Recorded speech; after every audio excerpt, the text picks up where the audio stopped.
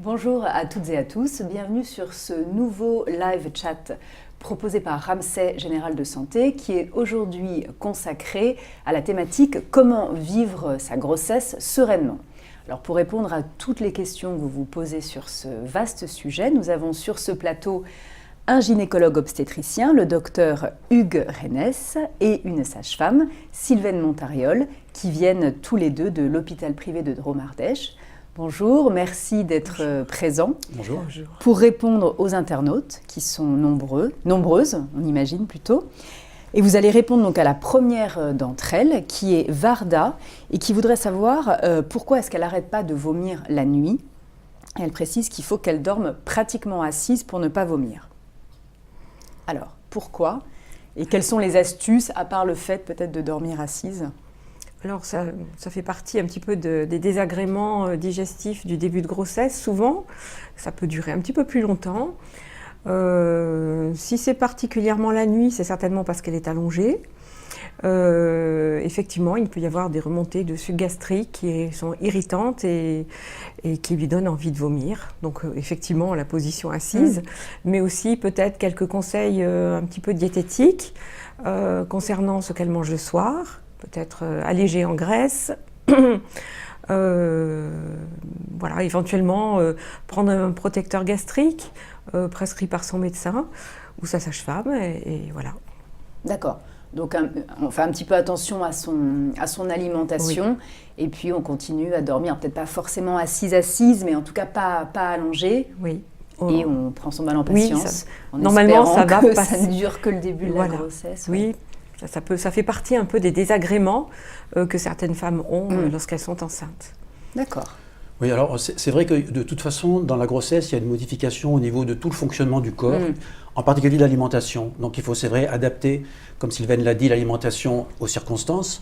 Mais il y a aussi un problème de fond qui est celui des nausées. Et les nausées, elles sont la nuit, mais le principe des nausées, c'est, si on veut les faire diminuer, c'est d'abord de prendre un peu plus de temps pour soi.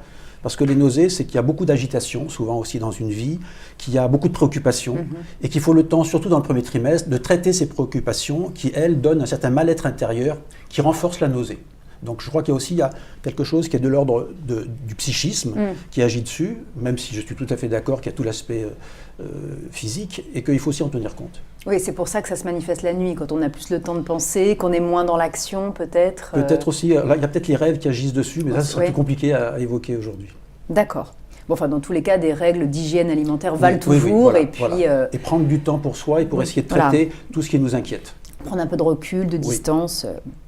Alors, Muriel, 90, donc, est enceinte de 6 mois et demi et elle voudrait savoir s'il est normal que son ventre gonfle d'un côté plus que de l'autre de temps en temps. Alors, les ventres dissymétriques, asymétriques, est-ce que c'est normal? Est-ce que c'est inquiétant? Est-ce que c'est fréquent? Je crois que d'abord, l'utérus, il n'est jamais tout à fait central. Il est quelquefois plus d'un côté que de l'autre. Donc déjà, si l'utérus est en position gauche, le ventre va être plus gros à gauche, et en plus, ça peut varier. En plus de ça, dans la grossesse, il y a ce qu'on appelle des contractions, mais qui ne prennent qu'une partie de l'utérus. Donc quand une partie se contracte, ça donne une boule, alors que l'autre côté est souple. Donc c'est absolument normal d'avoir le sentiment, alors toutes les femmes ne l'ont pas, mais d'avoir le sentiment que ça gonfle plus d'un côté que de l'autre, ça n'a aucune conséquence. Oui. Voilà. C'est grave ni pour elle, ni pour le bébé. Non, là on est vraiment tout à fait sur la même longueur d'onde. Bon, tant heureusement, ça va. Oui. Doublement rassurant. Voilà. Alors, une question de Laura Gérard. Bonjour, j'ai un poste lourd avec beaucoup de responsabilités, si bien que je stresse à l'idée de devoir bientôt partir en congé maternité. Je ne me ménage pas car je ne suis pas quelqu'un qui se plaint, mais je dois avouer avoir une angoisse de faire ressentir tout ceci à mon bébé. Quels conseils me donnez-vous? Alors, la fameuse culpabilité des futures mamans qui travaillent beaucoup, qui stressent. La culpabilité des femmes, d'une façon générale. Des femmes, en général, voilà, mais c'est vrai, à l'idée de transmettre à son bébé des émotions négatives. Oui, alors, elle a déjà beaucoup de stress dans son travail. Visiblement, beaucoup de stress, beaucoup de travail, responsabilités. Oui. Et voilà, je pense qu'il faut qu'elle se trouve un petit dérivatif pour justement calmer ce stress. Parce que si elle a son stress lié au travail, elle rajoute le stress, est-ce que je vais faire quelque chose de mal? Ça fait beaucoup. Voilà, ça fait beaucoup à porter pour une seule femme. Qu'elle ne transmettra pas forcément au bébé, mais pour non. elle, en tout cas, Voilà, c'est désagréable. pour elle. Voilà. Je crois qu'en fait, la grossesse nécessite un certain recul. C'est pour ça que dès le début de la grossesse, il y a une fatigue, une hypotension, et tout ça, c'est pour que la femme tente de s'arrêter un peu de courir. Parce qu'il y a tout un travail psychique qui a été très bien décrit par Lachotsky et par une autre femme aussi, dont je ne me souviens plus le nom, il y a longtemps, où il y a tout un travail psychique qui se fait dans la grossesse, et que pour que ce travail se fasse, il faut un certain recul. Donc même si on a un travail très prenant, il faut tenter le mieux qu'on peut, en respectant son travail bien sûr, mais d'avoir quand même un temps pour soi, pour que ça apaise justement ses inquiétudes. Alors, après, la question de savoir, la question de savoir si ça atteint le bébé, je crois que ça ne l'atteint pas directement parce qu'elle est extrêmement protégée dans le ventre. Mais l'état intérieur de la femme au moment de l'accouchement, c'est-à-dire que si elle s'apaise au moment de l'accouchement, alors ça va agir à ce moment-là puisque la relation s'établit. Mais ce qui se passe dans la grossesse est quand même très très protégé, même s'il se passe un certain nombre de transmissions.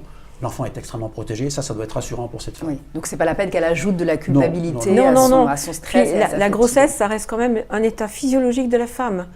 Alors, ce bébé, il va naître dans cette famille-là, dans ce monde-là, et c'est pas la peine de se stresser encore plus parce que la réalité est stressante et voilà. D'accord. Alors, Anne voudrait, elle, savoir comment ne pas être déprimée. Alors là, c'est plus du stress, c'est plutôt l'état dépressif, le problème. Alors, quelles sont les solutions ? D'abord, la dépression, c'est quelque chose de tellement général qu'on ne peut pas répondre directement à cette question. C'est comme si quelqu'un venait me voir et me disait « je suis malade ». Et je ne peux pas lui faire d'examen, je ne peux pas lui faire d'examen complémentaire, je ne peux rien faire, il faut que je le soigne, je ne peux pas. Donc ça veut dire qu'il faut d'abord identifier l'origine de la dépression. L'origine de la dépression, il est très variable selon l'histoire de chacun, donc ça c'est toute une partie de la psychologie, et il y a une autre partie qui est liée à la grossesse elle-même. Et donc ça va dépendre de l'âge de la grossesse, ça va dépendre d'un certain nombre de choses, mais ce qui se passe de toute façon dès le début de la grossesse, surtout pour un premier, mais aussi pour les autres de façon un peu différente, c'est qu'il y a des questions fondamentales qui apparaissent, comme c'est quoi être mère ? Et que la référence qu'on a, c'est la nôtre de mère, donc ça touche le passé. C'est quoi, pour le père, être père aussi ? C'est quoi une famille ? Comment je vais me débrouiller, etc. Toutes ces questions sont à l'origine d'un certain nombre d'angoisses, d'inquiétudes, et qui devraient être prises en compte en début de grossesse pour trouver un apaisement et des solutions, non seulement pour apaiser la grossesse, mais pour apaiser aussi la parentalité et les questions qu'on se pose par rapport à la parentalité. Donc c'est normal d'être inquiète. Ce qu'il faut, c'est faire le diagnostic de qu'est-ce que manifeste cette angoisse, cette dépression ? Parce que là, on est au-delà de l'inquiétude, on est dans la dépression. La dépression, c'est justement ne pas avoir abordé le problème de front et ne pas essayer de voir l'origine pour traiter l'origine. Parce qu'on peut traiter ce qui se passe, l'inquiétude fondamentale qui produit cette dépression. Donc, qu'est-ce que vous lui conseilleriez concrètement ? Alors, si elle se sent déprimée, moi, je vois deux solutions. Soit elle peut elle-même se poser la question de qu'est-ce qui m'inquiète autant, parce qu'il y a tout un travail personnel qu'on peut faire.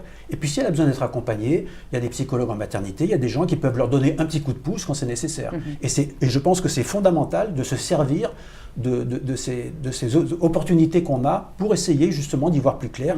Comment on va voir un médecin quand on a quelque chose et qu'on ne sait pas bien et qu'on fait des examens ? Il faut se faire aider pour le psychisme comme on se fait aider pour le corps. Oui, et pas se laisser sombrer. Il ne faut pas se laisser sombrer et aborder surtout le problème. Parce qu'autrement, ça ne fait que pas s'envenimer, mais ça peut s'aggraver et ça peut se cristalliser. Et ça peut être un peu ennuyeux. Et au moment où le bébé naît, c'est... Pour la relation, pour l'attachement, ce qu'on appelle l'attachement entre le bébé et sa mère.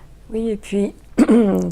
Ce que je voulais dire, c'est que pendant la grossesse, il y a beaucoup d'impératifs. Il faut que je fasse ceci, il faut que je fasse cela, il faut que j'aie tel examen, etc.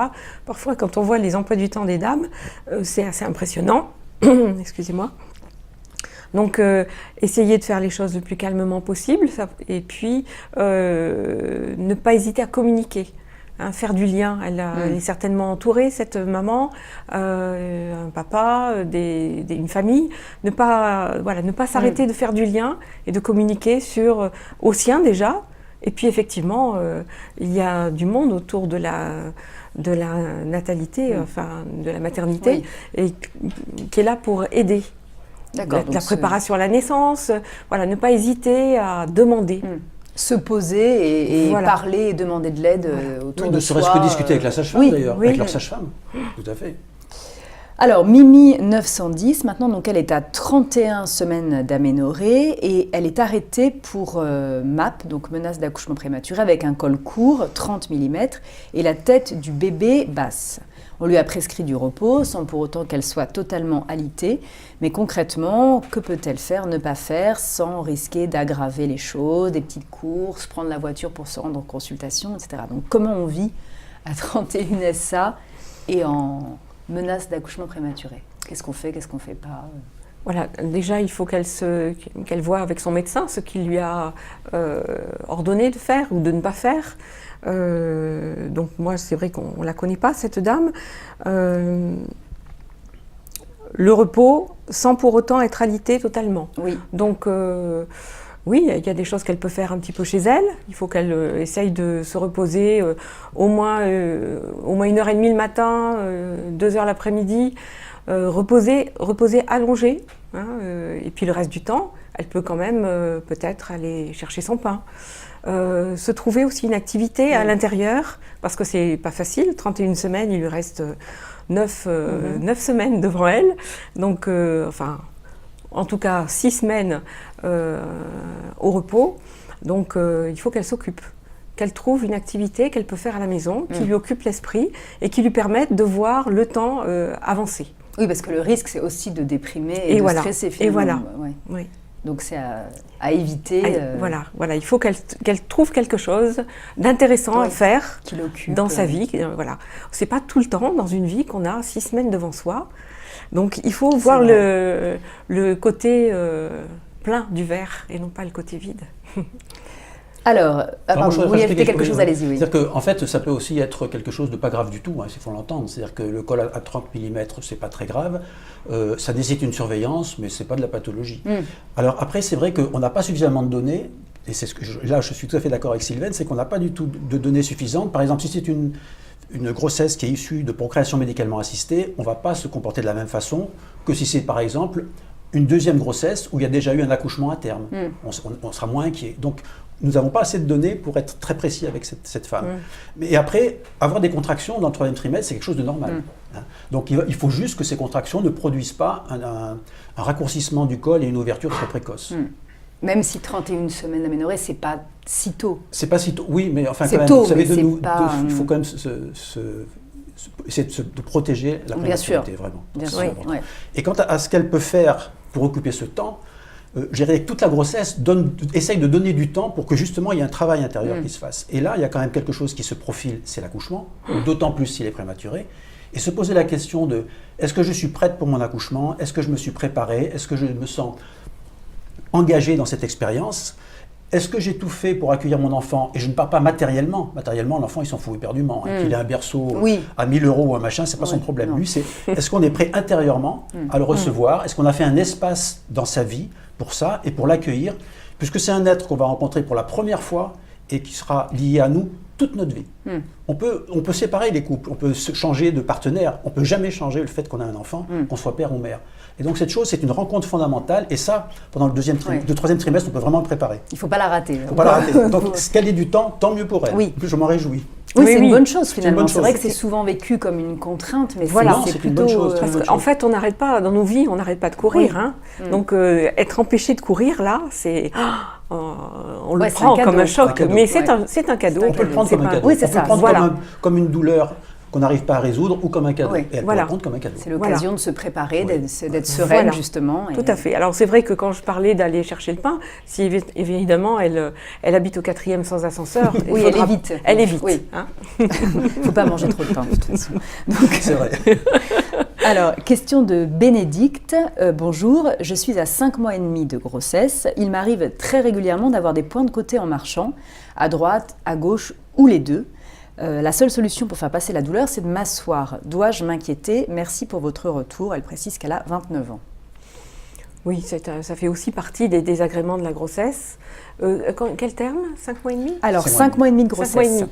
Oui, alors, cet utérus, c'est un gros muscle avec le bébé à l'intérieur qui va se développer, qui va grossir. Il y a des tendons, des ligaments qui le maintiennent dans le bassin.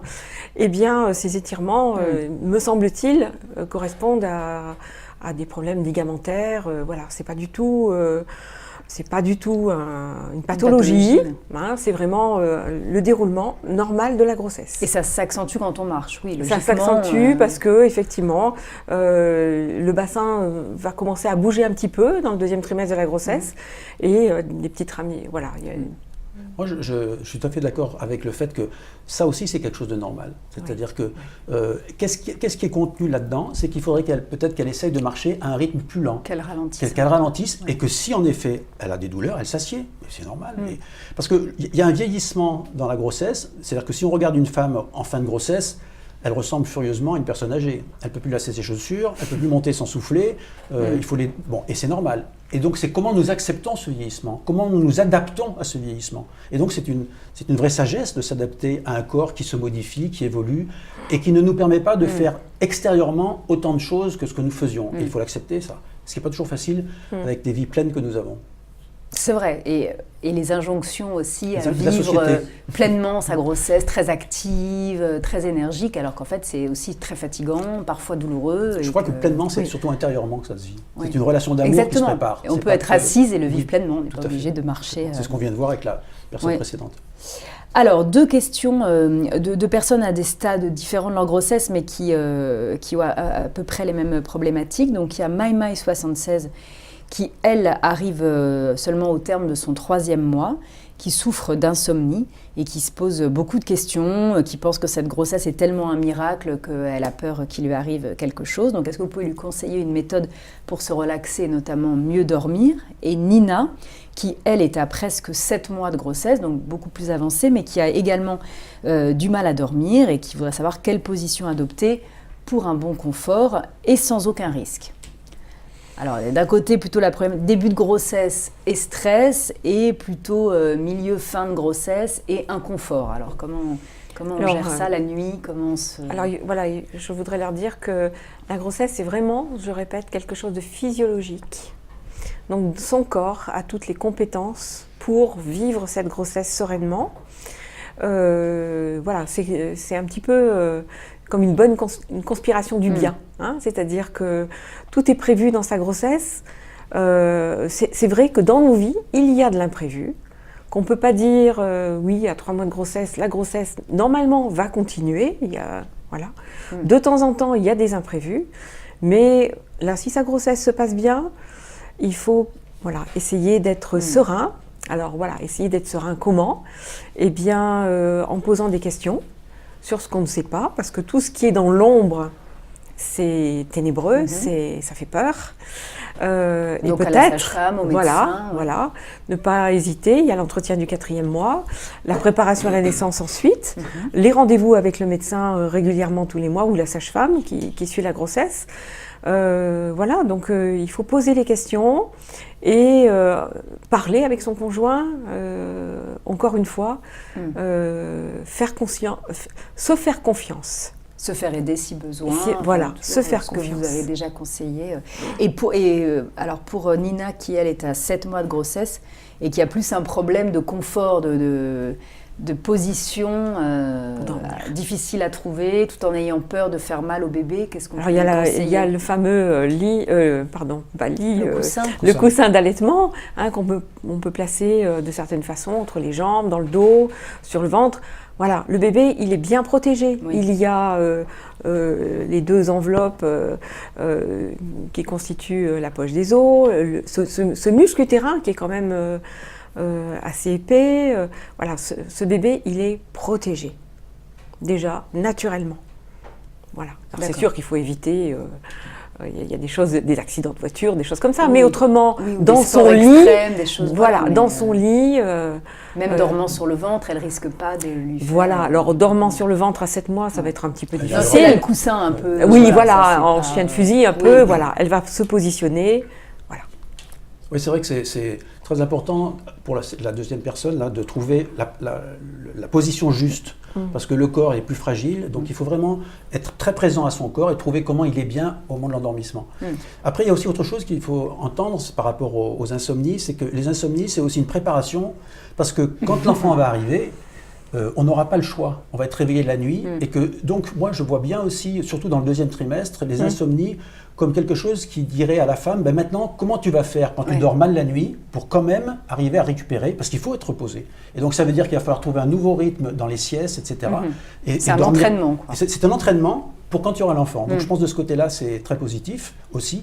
Et quant au premier trimestre, dans la première personne là, qui avait plus des angoisses. Il y a aussi, dans le non-endormissement, il y a aussi quelque chose, c'est les pensées qui se cristallisent, parce que en fait, dans l'endormissement, il faut lâcher les pensées pour que quelque chose se dilue et qu'on puisse s'endormir. Et s'il y a une pensée d'inquiétude qui fixe les choses, ça empêche de s'endormir. Donc on se retrouve avec un peu la même réponse que ce qu'on a donné à propos de la dépression tout à l'heure, où là, il faudrait faire parler l'inquiétude, trouver une solution à l'inquiétude pour que cette pensée ne se cristallise pas et empêche la personne de s'endormir.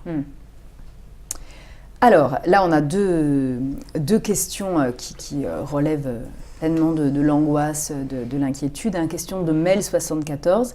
Je suis enceinte de 9 semaines, mais j'ai peur que tout s'arrête. Et question de Sandrine. Je suis enceinte de 6 semaines et 4 jours et je m'angoisse à l'idée de perdre mon bébé. J'ai fait une fausse couche l'année dernière à 3 mois et donc j'angoisse à l'approche de cette période. Comment puis-je réussir à accepter cette belle nouvelle? Comment ne plus angoisser? Donc la peur que ça s'arrête, la peur de la fausse couche.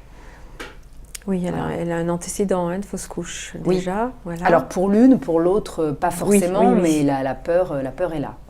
Comment faire? Il y a eu peut-être une échographie qui lui a confirmé l'âge de la grossesse. Il faut savoir que ça peut être rassurant de voir le sac ovulaire, un peu plus tard l'embryon. Ça fait partie de ce qui rassure. Et puis, il y a effectivement des fausses couches qui peuvent se produire. Il faut savoir que souvent les fausses couches, c'est des anomalies chromosomiques. Voilà. Donc des grossesses qui s'arrêtent spontanément. Il faut savoir que de toute façon, elle ne pourra rien faire là. S'il y a une anomalie chromosomique, rien ne peut empêcher. Voilà, donc c'est peut-être pas, il n'est peut-être pas nécessaire de trop s'angoisser tant qu'on ne peut rien faire de toute façon. Voilà. Oui, en fait, je partage aussi tout à fait cette idée, c'est qu'il y a déjà des moyens techniques pour se rassurer. Et quelquefois, moi, j'ai souvent fait des échographies à des femmes très inquiètes pour les réassurer un temps. Mais en fait, si on regarde l'exemple de la deuxième personne, elle fait bien le lien entre la fausse couche de l'année dernière et la peur de maintenant. Et là, il faut comprendre quelque chose dans le fonctionnement psychique humain, c'est qu'en fait, nous ne voyons pas les choses dans la réalité de ce qu'elles sont, mais nous les voyons depuis notre histoire personnelle. Et cet exemple de fausse couche est de ce côté-là très parlant. Donc en fait, les inquiétudes, bien sûr, elles sont liées au contexte du début de la grossesse, où on sait en effet qu'il peut y avoir une fausse couche, mais c'est souvent lié à l'histoire personnelle. Donc là aussi, il y a quelque chose, un certain travail psychique qui peut se faire pour apaiser ça. Par exemple, parce qu'autrement, si on restait juste sur les choses logiques, je vous dirais qu'une femme qui est enceinte une première fois devrait être aussi inquiète pour une première grossesse que celle qui a une deuxième grossesse et qui a peur parce qu'elle a fait une première fausse couche. Vous comprenez ce que je veux dire? C'est que le risque statistique est le même. Or, il se trouve que l'histoire personnelle fait qu'on s'inquiète plus alors qu'on ne s'est pas inquiété la première fois, alors que le risque existait. C'est le vécu qui est différent. Le vécu est différent à cause de l'histoire passée. Donc en fait, c'est un travail psychique sur le passé qui fait que celui-là ou un autre, qui fait qu'on peut aussi s'apaiser psychiquement, après s'être apaisé physiquement en faisant l'échographie par exemple. Je ne sais pas si c'est clair. C'est un peu le propre de la grossesse, ça fait aussi remonter beaucoup de choses à la surface. Mais bien sûr.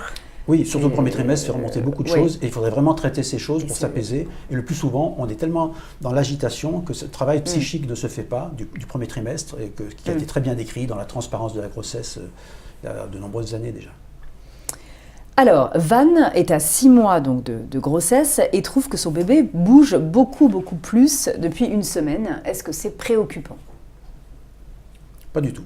On s'inquiète souvent quand il bouge moins, qu'il bouge plus. Non. Les enfants bougent de façon très différente les uns les autres. Ils ont des périodes d'activité, des périodes moins d'activité. Tout ça, de toute façon, il y a l'échographie, elle a dû faire ses échographies normalement. Donc, le mouvement du bébé, c'est très... Il n'y a pas lieu du tout de s'inquiéter. Oui, puis peut-être est-ce qu'elle était plus au repos? Parce que du coup, quand on travaille, quand on a une activité importante, les mouvements du bébé, on les ressent, mais peut-être moins. On s'arrête et là, brusquement, on a l'impression que ce bébé n'arrête pas de bouger. Et c'est très bien parce qu'il vient la rassurer. C'est pas qu'il bouge plus, c'est la mère qui bouge moins. Voilà, oui, Du coup, peut-être aussi. Alors, je sais pas si c'est son cas, hein, mais c'est possible, parce que c'est Oui, vrai c'est qu'on tout a à l'impression fait. qu'il bouge la nuit, alors qu'en fait, Oui. non, Oui, c'est oui. parce que Et puis, la nuit, puis on est à peut-être qu'elle l'arrêt. est un peu plus inquiète, et du coup, il remue davantage pour la rassurer. Je sais Donc pas. elle devrait Pourquoi le pas. remercier. Bah Ouais, oui. voilà. Pourquoi pas. Il se manifeste. Alors, Claire a son conjoint qui demande si la préparation à la naissance est utile pour lui. Alors, on voit bien l'utilité pour les futures mamans, mais pour les futurs papas. Mais oui. Est-ce que c'est quelque chose que vous conseillez? Oui. Fortement. Oui. Oui, bien sûr, parce que les jeunes papas d'aujourd'hui sont vraiment, et c'est super, je les salue, sont vraiment dans l'accompagnement de leur femme. Ils sont vraiment engagés dans cette grossesse, ils ont compris un certain nombre de choses. Donc, et puis c'est un soutien, ils se tiennent à leur côté. Mhm. C'est très important pour les mamans. C'est très important pour les papas aussi, qui souvent ignorent beaucoup de choses concernant la grossesse et ce à quoi ils vont être confrontés, c'est-à-dire la naissance de leur enfant. Et donc je pense que c'est vraiment une très bonne chose. Les groupes où il y a des papas, il y a beaucoup de discussions. Les papas ne restent pas effacés dans leur coin, ils participent. Ça les aide aussi peut-être à se projeter. À se projeter, voilà. Eux, ils ne ressentent pas le bébé bouger. Ouais, ça les implique. Et voilà, ils sont impliqués. Oui. Après, moi, il y a un aspect qui me paraît important, c'est que dans le couple, l'homme est effectivement le plus proche, l'être le plus proche de cette femme. Et donc, comme cette femme va vivre dans la grossesse, dans l'accouchement, et ensuite quelque chose qui est magnifique, mais aussi très engageant, donc pas forcément très facile, c'est bien qu'elle ait à côté d'elle quelqu'un sur lequel elle peut compter. Et pour qu'elle puisse compter sur lui, il faut aussi que lui soit préparé, que lui sache ce qui se passe et qu'il puisse avoir, parce qu'il ne le vit pas physiquement lui-même dans son corps, ni la naissance ni l'accouchement, ce recul lui permettre d'être un bon conseiller qui sera écouté parce qu'il aime cette femme. Et que donc de ce point de vue-là, il y a toute l'aide qu'il peut apporter à la mère, toute l'aide qu'il peut apporter dans l'accouchement, parce que je pense que dans l'accouchement, il a un rôle essentiel, et dans la parentalité, parce que lui, il aura un rôle, pas tout à fait au début, parce que c'est plutôt avec la mère que ça se passe, mais il aura un rôle déjà dans cette liaison qui se fait entre lui, cette femme et cet enfant, et ensuite dans son rôle de père. Donc ça me paraît, moi, fondamental même, je dirais pas essentiel, fondamental, que l'homme se prépare, et que la femme se prépare aussi. D'accord. Oui, oui. Il y a une certaine désinvolture depuis déjà de nombreuses années sur la préparation. Ouais. Et je voudrais vraiment dire que quand on va vivre une expérience aussi forte, il ne faut pas le prendre à la légère, il faut vraiment se préparer. Et réfléchir soi-même à quelle préparation on veut, qu'est-ce qui nous rassurerait et le faire. Parce que ce n'est pas en arrivant au dernier moment comme ça, en se disant ça va bien se passer, que c'est si facile que ça.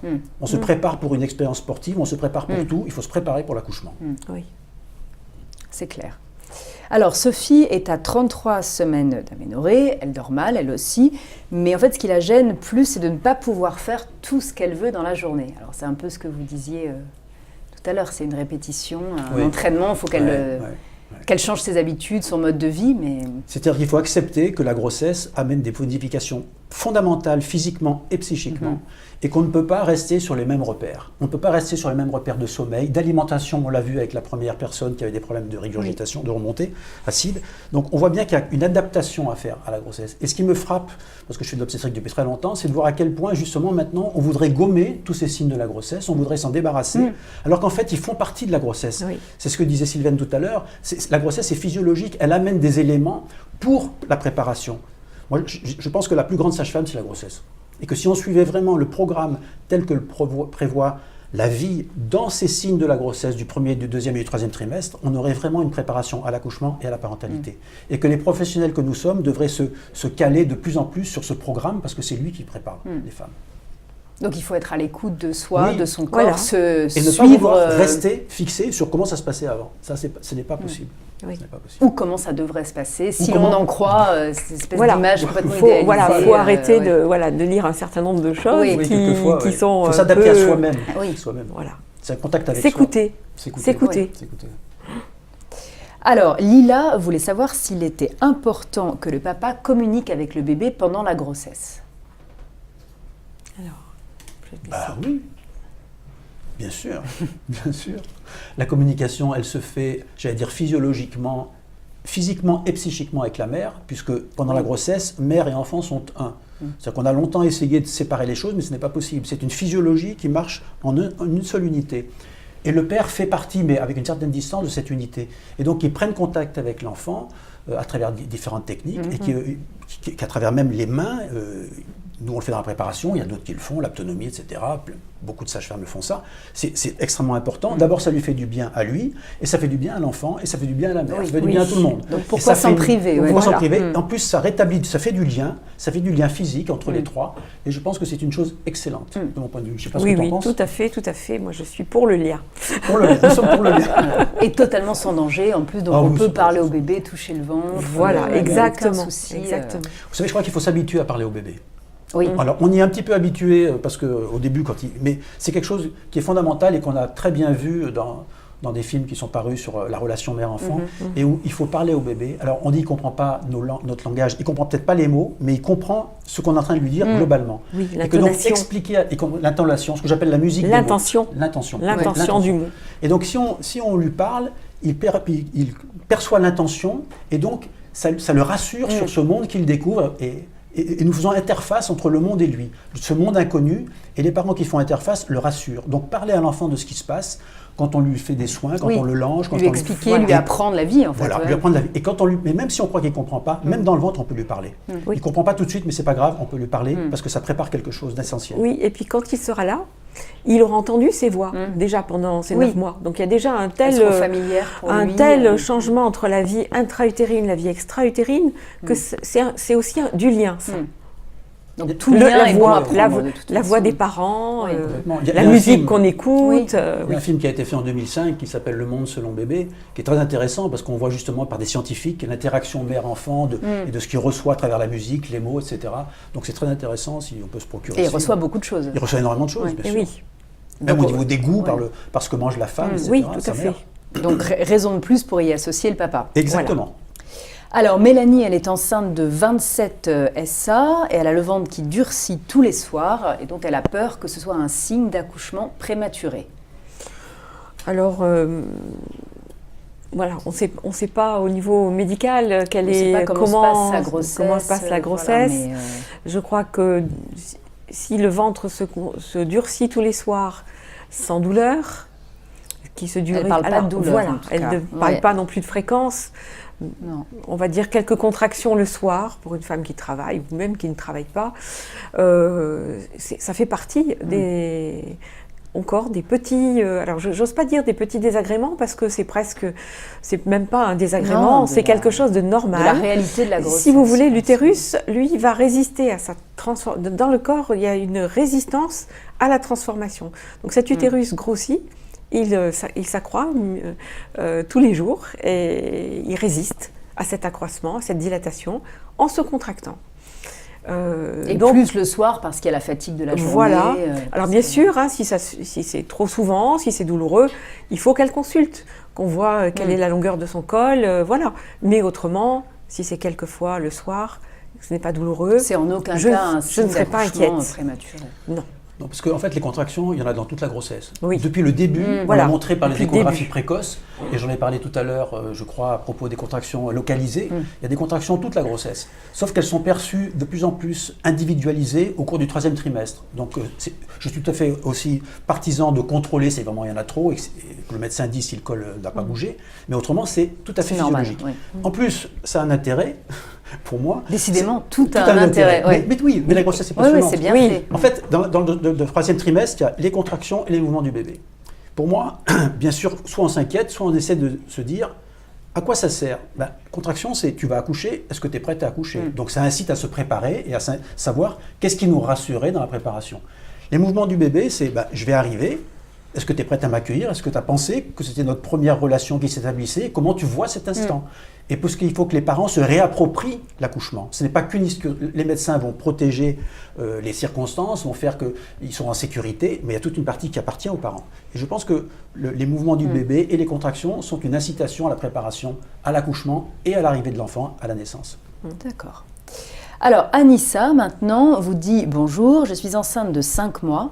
J'ai une bronchite horrible depuis lundi. Je suis sous antibiotiques. J'ai peur de faire du mal au bébé en toussant. Je ne le sens pas trop bouger. Est-ce qu'il y a un risque pour lui ?» Ça vous fait rire. En tout Oui, cas, si je vous dis qu'il est en train de faire du trampoline, ça va être super. Ouais. Ah oui, ça l'amuse Oui, peut-être. ça l'amuse. Oui, il ne faut pas croire qu'ils souffrent dans le mouvement, parce qu'ils sont dans de l'eau. Donc si vous voulez dans de l'eau, quand une bulle bouge et que vous êtes dans une bulle immense, ça fait plutôt des grands mouvements. C'est pas désagréable. C'est pas désagréable. Donc qu'elle tousse, ça doit un peu le secouer, peut-être le réveiller un peu, et c'est tout à fait sans danger. Alors c'est vrai que si ça dure trop longtemps, la toux, effectivement, il faut soigner quand même, ça fait contracter les muscles autour du ventre, enfin les abdos. Donc ça peut l'épuiser aussi. Ça peut l'épuiser. C'est un autre problème. Ça peut faire bouger un petit peu son col. Donc ça, il ne faut pas qu'elle hésite à consulter si jamais elle est inquiète. Hein. Mais un peu de toux, ça ne fait pas... Alors un peu de toux, c'est pas méchant. Beaucoup de toux, ça peut être embêtant. Ça peut être à surveiller. À surveiller. Alors, Fabienne est à 5 mois de grossesse. Elle voudrait savoir quelle position privilégier pour dormir. Décidément, c'est un gros souci, le sommeil. Et y a-t-il un risque à dormir sur le dos? Sur le dos? Oui. À 5 mois, non. Je ne vois pas de risque pour dormir. Voilà, 5 mois, non. Après, effectivement, le dernier trimestre de la grossesse, on dit assez souvent qu'il vaut mieux dormir sur le côté gauche parce que effectivement il y a le problème de la veine cave qui passe le long de la colonne vertébrale et qui peut être comprimée lorsqu'on dort sur le dos par le poids de l'utérus avec le bébé à l'intérieur. Mais à 5 mois, non. Non, on peut dormir. Enfin bon, je vois si pas. on trouve une position, on peut la prendre. Oui. De toute façon, elle sent, normalement, si l'utérus commence à comprimer la veine cave, la femme ne se sent pas très très bien. Voilà. Et puis c'est vrai que c'est pour l'enfant... ça crée des petits malaises. Ça crée des malaises. Ouais. Et donc c'est vrai que de toute façon, là, elle est à 5 mois, bon, ça va. Mais bientôt, elle va être obligée d'être quand même sur le côté, d'un côté ou l'autre, ou calée, comme on le disait tout à l'heure. Avec le coussin d'allaitement, oui. Mais elle ne pourra pas de toute façon rester sur le dos très longtemps. Hein. D'accord. Alors, Mimi70 voudrait savoir comment vivre sereinement sa 5e grossesse avec autant de regards négatifs sur les familles nombreuses. Ah. Vaste question. Alors, il faut qu'elle assume. Hein. Il faut qu'elle assume cet enfant qui est bienvenu, hein, puisque je ne sais pas trop quoi lui dire. Moi, je crois que c'est un problème fondamental. C'est un problème vaste. C'est un problème fondamental de tous les humains, c'est-à-dire qu'en fait, on se regarde à travers le regard de l'autre. C'est-à-dire que si vous êtes dans un groupe et que tous les gens disent vous êtes sympa, vous vous croyez sympa. Et puis si tous les gens disent que vous êtes quelqu'un de pas bien, vous vous croyez quelqu'un de pas bien. Oui. Mais ça ne change rien à ce que vous étiez 2 secondes avant que vous posiez la question. Donc vous êtes quelque chose, et ça c'est une réalité, et ce quelque chose va trouver un miroir négatif ou positif. Donc c'est vrai qu'il faut assumer, c'est-à-dire moi, il faut passer du regard de l'autre à son propre regard. Voilà. En mon âme et conscience, je pense quoi? Si elle pense que c'est une bonne chose, il faut qu'elle l'assume et qu'elle apprenne à regarder les choses depuis son âme et conscience et sa perception à elle, et pas depuis la perception des autres. Mais de toute façon, ça c'est quelque chose qui est vrai pour tous les humains. Nous devons tous apprendre à passer de ce regard des autres qui nous valorise ou nous dévalorise à quelque chose qui est ce que nous pensons, pas d'un point de vue égoïste, mais ce que nous pensons en vérité de nous-mêmes, de l'endroit où on est, de là où on peut progresser, etc. Oui. Et c'est un peu vrai aussi pour toutes les femmes enceintes. On les trouve trop jeunes, trop âgées, trop actives, trop grosses, pas assez. Tout le monde juge. Enfin, c'est un peu intrusif. Oui, tout à fait. Le regard des autres, hein, c'est vraiment quelque les chose gens se permettent des choses vis-à-vis des femmes enceintes qui se permettraient jamais. Oui, c'est vrai, parce qu'en fait, on est quelque part dans une situation, quand même psychologiquement, une situation de vulnérabilité. Ouais. Donc du coup, on ressent plus fortement aussi. Et voilà, donc faut vraiment qu'elle se situe. Ce 5e enfant, il va naître. Oui. Elle l'a voulu, ils l'ont voulu tous les deux. Eh bien, c'est chouette. Et puis je crois qu'il faut aussi savoir se protéger, aussi bien de ces pensées qui nous viennent de l'extérieur, que aussi d'un certain nombre d'informations. Je crois que les femmes enceintes souffrent beaucoup d'informations douloureuses qui viennent taper dans leur psychisme, parce que comme on le disait tout à l'heure, elles sont beaucoup plus sensibles. Donc elles devraient faire attention non seulement à ce qu'elles mangent physiquement, pour s'adapter à leur alimentation, mais à ce qu'elles reçoivent aussi comme alimentation psychique à travers le cinéma, à travers les films, à travers tout ça. Parce que ça prend les pensées et ça empêche de s'occuper de ce qui est essentiel, c'est ce qui se passe en elle-même. C'est pour ça que c'est plutôt vers elle-même qu'il faut qu'elle se tourne et non pas vers un extérieur qui a des avis discordants selon les relations humaines Oui, c'est houleuses ça. ou pas. Il faut réussir Selon à faire les- abstraction. selon les- Oui, puis c'est Prendre un facile, peu de- c'est tellement de facile hauteur. pour les autres de juger, que ce Oui, soit la oui. famille ou les amis. Voilà, c'est pas leur. Les humains font des alliances et des désalliances et des mésalliances Oui. sans arrêt selon leur intérêt. Mm. Donc je crois que c'est pas un très très bon repère. Il vaut mieux qu'elle prenne ses propres repères. Voilà. Alors, Fabienne voudrait, elle, savoir comment préparer au mieux sa fille de 4 ans à l'arrivée de bébé.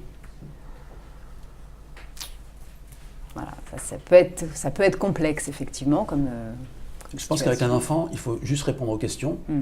Et non pas aux questions que nous on imagine, mais aux questions qu'ils se posent. C'est-à-dire quand ils posent une question, il faut essayer de savoir qu'est-ce qu'ils sont en train de nous dire d'abord. Parce que quelquefois, ils disent à leur façon, donc il faut être en contact avec l'enfant, traduire dans la réalité de son cœur ce qu'il est en train d'essayer de nous demander et répondre à la question. Ni au-delà, ni en deçà. Et je crois que l'inquiétude d'une petite qui va avoir un frère ou une sœur, c'est « j'avais l'amour de maman » à 4 ans, c'est « j'avais l'amour de maman et je vais en avoir que la moitié ». Ça, c'est la question fondamentale. Alors, il faut leur expliquer qu'on partage beaucoup de choses dans le monde, mais que l'amour, c'est toujours entier. Et qu'on peut aimer entièrement un enfant. Moi, j'en ai 3. Alors, quand il me disait « tu préfères qui ?» Je disais « je préfère toi, puisque tu es avec moi ». Puis après, il me disait « les autres ?» J'ai dit « quand je suis avec eux, c'est eux que je préfère ». Comme ça, c'est alors. Ça règle tout. Quand c'est avec toi, c'est toi que je préfère. Oui, l'amour. Puisqu'ils voulaient une préférence. Oui. Puis après, je leur dis, et tu préfères papa ou maman? Et là, ils sont embêtés. Ouais. Alors, je dis, mais tu vois, il n'y a pas de préférence. L'amour, c'est tout le temps.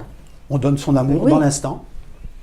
4 ans, en plus, ça commence à être Elle un peut petit peu comprendre grand, ça. elle peut comprendre. Elle à peut 4 comprendre Oui, ans, elle ouais. peut comprendre et puis pas hésiter à lui dire, ben voilà, tu vas m'aider pour faire telle Oui, à telle l'impliquer, chose, la faire à l'impliquer, participer. voilà, oui.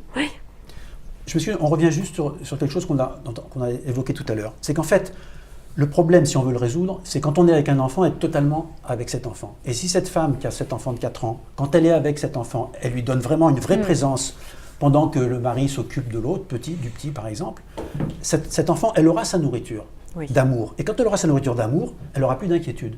Ce qu'elle a peur, c'est de perdre sa nourriture d'amour, qui est la première nourriture avant l'alimentation physique. Que donc si on le lui donne par une vraie présence, elle n'aura plus d'inquiétude. Et après, une vraie présence au bébé aussi, bien évidemment. Est-ce qu'elle sera nécessairement inquiète ou pas forcément?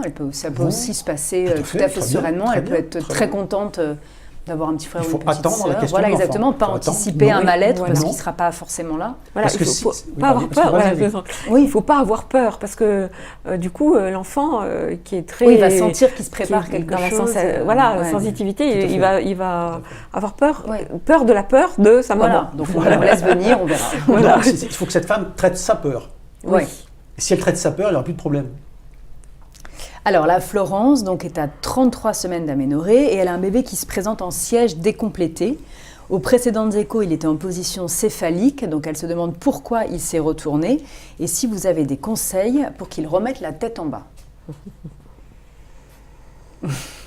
Alors d'abord, ils font ce qu'ils veulent. Hein. Quelquefois, ils tournent dans un sens, ils tournent dans l'autre. À 33 semaines, il peut tout à fait se retourner, tout à fait normalement dans les temps qui viennent. Il peut encore Ah oui, il ouais, peut très bien se changer de retourner. place. Il y en a même qui se retournent quelques jours avant l'accouchement, on voit tout ça. Après, il y a vraisemblablement des techniques Des positions. des positions à prendre. Qu'elle peut prendre. Oui, vas-y. Pendant la préparation à la naissance, Oui. elle peut en parler à la sage-femme qui la voit, qui lui donnera quelques... Ça ne marche pas tout le temps, mais il y a quand Pour même essayer des de l'inciter positions. à se retourner. Voilà, des positions, puisque la tête, c'est quand même ce qu'il y a de plus lourd. Donc, mais décompléter. Décompléter, oui. Voilà, faut qu'elle. Il y a des techniques, acupuncture, voilà, il y a d'autres techniques. Le yoga, il y a plein de choses. Voilà, Après, d'accord. ça marche comme ça. Ça marche hein. ou ça marche, voilà, Ouais, c'est ça. elle peut mais essayer. Elle peut essayer. Alors Estelle voudrait savoir comment ne plus être ballonnée à 2 mois de grossesse. Quand est-ce que ces signes vont s'estomper, c'est-à-dire les ballonnements, la fatigue, etc. Alors, qu'est-ce qu'elle appelle par Ballonner, je sais ballonner. Alors, c'est vrai Bon, a que priori, elle est à 2 mois. à 2 donc mois, la donc période un peu voilà. de tous les Donc c'est vrai petits qu'il y a tracas, beaucoup mais- il y a quelques hormones quand même qui sont là, hein, qui changent un petit peu peut-être son corps, le tout début, hein, l'utérus qui commence à se développer. Voilà. Il y a un ralentissement au niveau de la digestion. Oui, C'est-à-dire voilà, que- pour la C'est ce progestérone. que j'expliquais un petit peu tout à l'heure. La grossesse agit sur tous les organes et sur toutes les fonctions du corps. Et sur la digestion, ça agit en ralentissant. Et donc, ce qui veut dire qu'il faut du coup trouver une alimentation adaptée, Voilà. en quantité, en qualité. Et donc, elle doit pouvoir, par un régime alimentaire, enfin un régime, non pas un régime, une adaptation alimentaire adaptée à régler ce problème. Mais ça, il faut voir soit un nutritionniste, soit son médecin, soit je sais pas, ou une sage-femme. Voilà, manger des fruits, des légumes, cuits. Une adaptation. Cuits plutôt. Ne pas hésiter à marcher un petit peu tous les jours. Voilà, du pain complet, enfin voilà, des petites mesures diététiques qui vont l'aider, mais effectivement, elle va se sentir ballonnée parce que son ventre va aussi prendre de l'ampleur au fur et à mesure des semaines qui vont passer et des mois. Et puis c'est aussi le début de le grossesse, début, ça va voilà. mieux après. Voilà. Alors, Fabienne voudrait savoir comment gérer la jalousie des proches. Donc elle précise qu'elle partage son bureau avec 2 collègues qui sont engagés dans la PMA, qui sont très agressives envers elle depuis qu'elle a annoncé sa 2e grossesse. Alors, situation un peu explosive, donc comment gérer la ça ? jalousie. Alors, le problème, il est simple, c'est que, en fait, quelqu'un qui est jaloux, quelqu'un qui est violent ou quelqu'un qui est agressif, c'est qu'il souffre. Oui. Là on imagine bien la souffrance. Donc là, c'est assez facile à voir, donc il y a une oui. souffrance.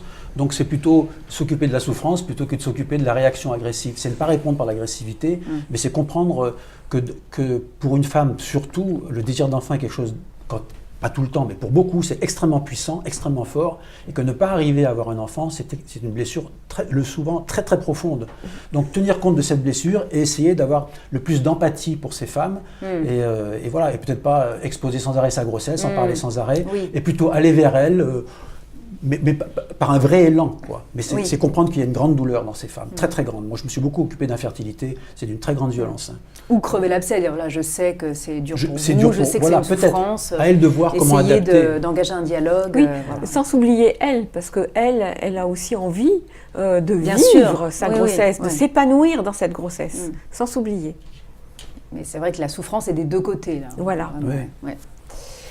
Alors, Sabrina de Paris, alors une question liée à un contexte familial un peu particulier. Donc, comment vivre sa grossesse lorsque ses petites sœurs ne prennent jamais de nouvelles de cette grossesse? Alors, elle précise qu'elle ne leur a jamais rien fait, qu'elle a toujours été là dans les épreuves difficiles de leur vie. Et elle demande pourquoi ce serait toujours elle qui irait tout le temps vers elle. Elles ont 33 et 29 ans. Elle précise qu'elle est enceinte de 8 mois aujourd'hui. Donc là, clairement, la grossesse qui fait tout remonter à la surface. Donc, comment gérer ça ? C'est-à-dire que je crois que le fait d'attendre une attention, c'est insoluble. On ne peut pas attendre une attention.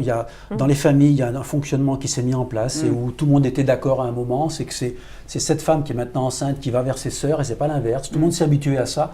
Et je comprends très bien qu'elle ait besoin d'une inversion, mais je pense qu'il ne faut pas l'espérer et qu'au contraire, c'est à elle à continuer, si elle veut garder une relation avec ses sœurs, à y aller en sachant que c'est comme ça. Et alors qu'elle a besoin là aussi d'une attention, ce que je comprends, il faut qu'elle soit nourrie de cette attention autrement, par elle-même, par son conjoint, par d'autres amis, mais que là, si elle tire sur ce système, elle ne l'aura pas, parce que ce n'est pas le fonctionnement familial. Et les fonctionnements familiaux, ils sont extrêmement enquistés et ça ne se change pas, ça ne se transforme pas comme ça. Elle va juste être déçue. Voilà. Et la solution, c'est toujours s'occuper de l'autre. Et quand on s'occupe de quelqu'un, souvent, il vient s'occuper de nous après. Oui. Mais on ne peut pas demander l'inverse. C'est pas dans l'autre sens. Voilà. Et un peu dans la frustration, et ça, je la comprends. Frustration d'une relation. Et essayer de profiter quand même de sa grossesse, de ne pas s'arrêter à... Voilà, il ne faut pas qu'elle s'arrête à ça. Les autres, voilà. Elle a certainement des amis ou un autre entourage familial, enfin extra-familial. Alors, je crois que quand même, il faut pas, excusez-moi, mais je crois que le problème c'était quand même la relation à ses sœurs, et je crois qu'il faut pas que ça, non pas que ça s'envenime, surtout pas, que ça s'apaise, et qu'après qu'elle trouve cette nourriture ailleurs, mais ce qui compte c'est que la relation reste le plus stable possible et le plus aimant possible, parce que c'est pas avec des guerres à propos d'une grossesse qu'après on vit bien. Ça va ressasser, donc il faut essayer de faire la paix, vraiment faire la paix. Puis le bébé va arriver dans un contexte de guerre familiale, c'est pas souhaitable. C'est pas souhaitable. Et peut-être que ses sœurs vont réaliser qu'elle est enceinte quand le bébé sera là. Voilà, tout à fait. Oui, après il y a aussi des gens que la grossesse ne passionne pas, qui sont plus intéressés par les bébés, voilà. On peut aussi imaginer qu'il y a peut-être certaines jalousies, peut-être aussi, oui. Entre sœurs, on ne sait pas ce qui se passe dans cette famille-là. Oui. Voilà, c'est sans doute assez compliqué. Oui, mais... le passé. Alors là, il y a des questions qui vont va faire plaisir à la sage-femme. Au secours. Une question d'Émilie. Donc, mon dernier accouchement était horrible, très douloureux, trop rapide. J'accouche dans 7 mois, j'ai peur de revivre ça. Et à mon dernier accouchement, donc c'est toujours la même personne, la sage-femme a coupé le cordon sans demander à mon mari. Elle a fait des reproches sur mes cris de douleur. Comment faire le deuil de cet accouchement gâché par cette sage-femme? Il aurait été bien qu'elle puisse revoir cette sage-femme après cet accouchement, qu'elle puisse en parler. Oui. Je crois qu'il est très important, bon là c'est un peu trop tard, mais pour ce précédent accouchement, c'est important de débriefer un peu l'accouchement après, d'en parler. Alors si elle n'a pas pu en parler avec la sage-femme, il faut qu'elle le voie peut-être, elle ne va peut-être pas réaccoucher au même endroit, je ne sais pas. En tout cas, qu'elle puisse en parler. Il faut absolument qu'elle en parle. C'est quelque chose qui se fait, ça, de demander à revoir la sage-femme Parfois, pour oui. essayer d'un peu de faire le point, comprendre après ce qui s'est mal passé. Oui. Ça se fait. Et puis là, il va y avoir l'entretien du 4e mois bientôt, puisqu'elle est à 2 mois de grossesse, c'est ça? Puisqu'elle accouche dans 7 mois. dans 7 mois, oui. Hein, donc il faudra qu'elle en parle, qu'elle vienne avec son sac chargé et qu'elle le dépose au moment de cet entretien du 4e mois auprès de la sage-femme qu'elle va rencontrer. Qu'elle soit entendue. D'accord. Enfin, voilà, c'est la première idée en tout cas que j'ai. Oui, tout à fait. Je pense qu'il faut qu'elle mesure aussi si éventuellement rencontrer cette sage-femme va être positif ou pas. Parce que ce soit une sage-femme, médecin ou n'importe quel être humain, si la personne se défend et n'entend pas, ça va être pire. Oui. Et que si elle sent que c'est pas jouable avec cette sage-femme, il y a tout à fait quelque chose qui est possible avec quelqu'un d'autre pour quelque chose qui est de l'ordre de la résilience. Si vous voulez. Parce qu'on a tous des douleurs dans le passé, mais la résilience est extrêmement important. Et d'ailleurs, je crois que, tout à fait comme Sylvaine, je pense que ce serait bien que les femmes, après leur accouchement, refassent le point de cet accouchement pour comprendre ce qui s'est passé, s'apaiser avec les endroits qui sont flous, quelquefois que par des explications techniques, et puis s'apaiser sur les problèmes relationnels qu'il y a eu. Parce qu'on imagine bien que n'importe quel humain, de temps en temps, il est en forme, de temps en temps moins en forme, que peut-être cette sage-femme, elle a été contrariée par autre chose, et qu'elle a été un peu malhabile ou pas, j'en sais rien, ou qu'elle était hypersensible. Donc c'est essayer de réaccorder pour que chacun se comprenne, même si c'est un tiers qui intervient. Et ça, moi je l'ai fait souvent, et c'est très positif, parce qu'autrement, on aborde l'accouchement avec cette douleur, avec cette peur-là. Donc il y a vraiment un travail de résilience, donc de s'apaiser avec cette douleur à faire avant. Oui, parce que finalement, elle n'est pas guérie de sa douleur. Non, déjà à 2 mois, elle a déjà peur de ça. Donc, voilà, oui. Donc c'est encore très douloureux. Alors, je ne sais pas si les 2 grossesses sont éloignées l'une de l'autre, je ne sais pas si elle est dans la même région. Il aurait été bien qu'elle fasse ce débriefing avec cette sage-femme après le premier accouchement. Maintenant, si ça fait 5 ans, c'est un peu tard. C'est un peu tard, voilà. Mais elle peut en parler à quelqu'un. Mais en tout cas, qu'elle en parle avec quelqu'un, qu'elle dépose son fardeau. D'accord. Alors, la Nina, qui est enceinte de 31 semaines d'aménorrhée, perd déjà du lait. Est-ce normal? Ah, combien? 31. Ah ben oui, c'est normal. C'est normal, puisque pendant la grossesse, il y a tout doucement l'institution de l'allaitement maternel, enfin voilà, la fabrication des microglandes, des canaux galactophores. C'est normal qu'au dernier trimestre, on ait des petites pertes de colostrum, surtout la nuit. C'est normal. Ça ne veut pas dire qu'elle aura beaucoup de lait. Et les dames qui n'ont pas de perte de colostrum, ça ne veut pas dire qu'elles n'auront pas de lait. D'accord. Voilà. Ça ne veut rien dire, mais c'est pas inquiétant. C'est pas inquiétant. Voilà. Encore une fois, c'est la conspiration du bien. Alors, on parle toujours de faire la paix avec son passé, d'assumer son vécu. Donc là, on est encore complètement là-dedans avec Sandrine, donc qui a vécu une fausse couche l'année dernière, qui est aujourd'hui enceinte de 6 semaines et qui dit « J'ai l'impression de transférer mon stress à mon compagnon, qui lui non plus n'a pas accepté cette fausse couche. Malgré mes séances avec un thérapeute, je ne vois pas d'évolution. Pourtant, je fais tout pour y arriver, d'abord pour moi, mais aussi pour ma fille de 12 ans, car elle l'a mal vécu également. » Donc là, toute une famille traumatisée par une fausse couche, comment s'en relever, comment profiter de la grossesse actuelle Solution magique, on n'en a pas une depuis tout à l'heure, donc je crois que le problème... Sachant qu'elle voit déjà un thérapeute. Oui, en sachant qu'elle voit déjà quelqu'un, mais je crois que vraiment la réponse, c'est peut-être de continuer soit avec un travail personnel, d'essayer de comprendre à quel point ça la touche autant. Qu'est-ce qui la touche autant dans son histoire? Il y a quelque chose qui se passe, si on veut aller un petit peu plus loin dans cette explication, c'est que quand on arrive à ressentir la douleur intérieure dans ce cas-là qui est déclenché par cette fausse couche et cette grossesse en cours, et on sent vraiment la douleur intérieure précisément, très souvent, et même dans mon expérience tout le temps, le passé arrive. Le passé arrive et explique pourquoi cette douleur est enquistée depuis aussi longtemps. Parce que c'est des répétitions de douleurs qui sont inscrites et qui forment ce qu'on appelle la personnalité. Et que quand on voit ça, on voit bien qu'il y a quelque chose qui est lié à sa perception des choses et non plus simplement à la réalité de l'instant. Et donc qui amplifie les choses, et c'est tout à fait compréhensible, et ça crée énormément de douleur. Et donc je crois que le travail thérapeutique, si on peut dire, c'est comprendre à quel point ce qui se passe, où il y a une réalité, c'est un risque de fausse couche, c'est ce qu'on a vu tout à l'heure, mais qui est amplifié par ce passé récent de cette fausse couche, et puis par des passés beaucoup plus anciens, qui font que du coup, toute la famille est prise par cette histoire-là. Mais qu'il n'y a pas de solution magique en dehors de rentrer dans cette compréhension de soi. D'accord.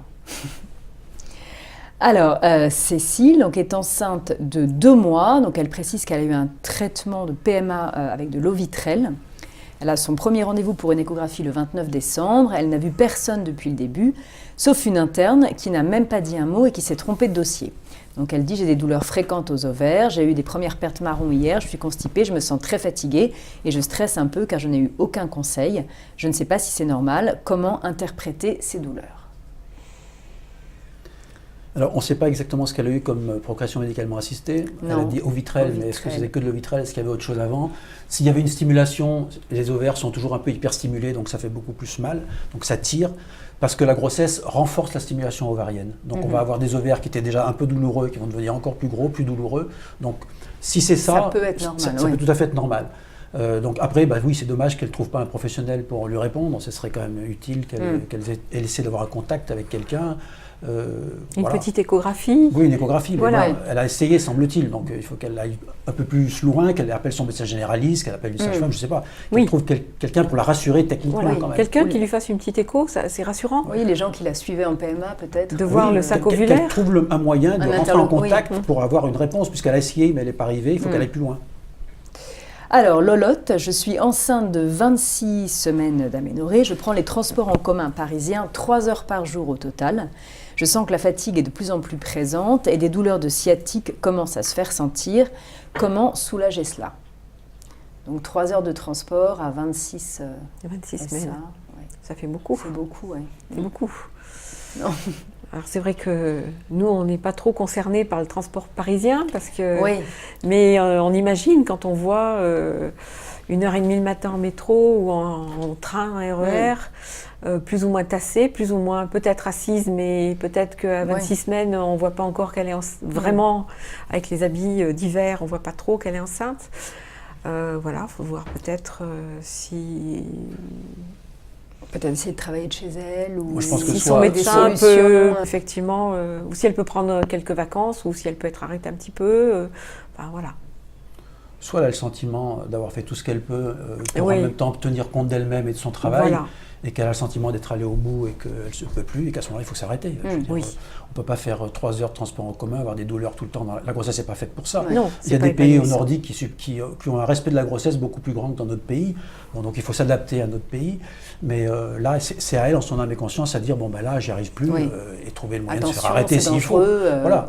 Mais après, c'est vrai que si à côté de ça, elle court dans tous les sens, qu'elle fait des week-ends de folie et tout, ce qui n'est sûrement pas le cas, elle pourrait d'abord commencer par trouver le repos partout ailleurs.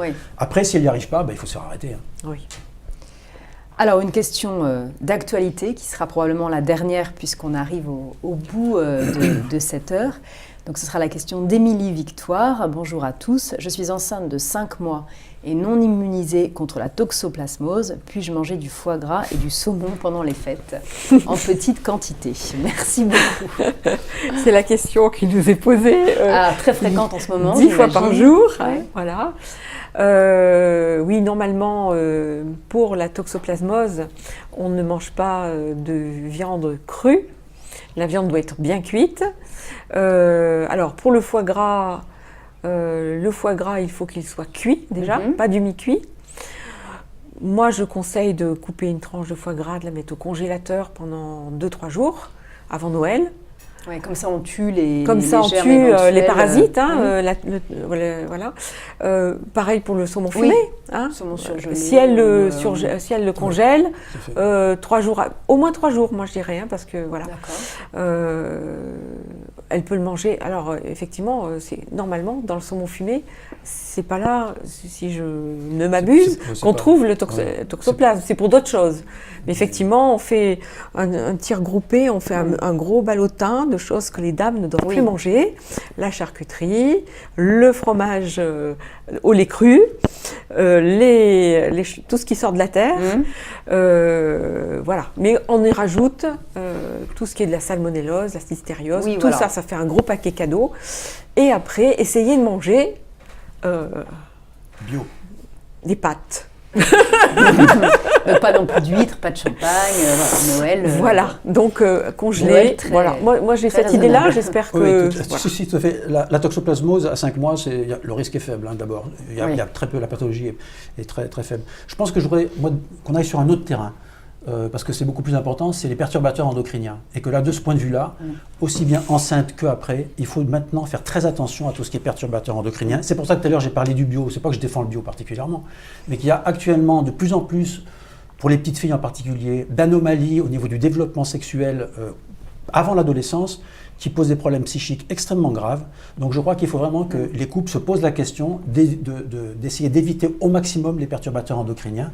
Et il y a maintenant des choses qui sont reconnues. On ne peut pas tout éviter, mais on peut beaucoup diminuer le risque. Mais c'est aussi dans les produits de toilette. C'est dans les produits de toilette, c'est dans l'alimentation.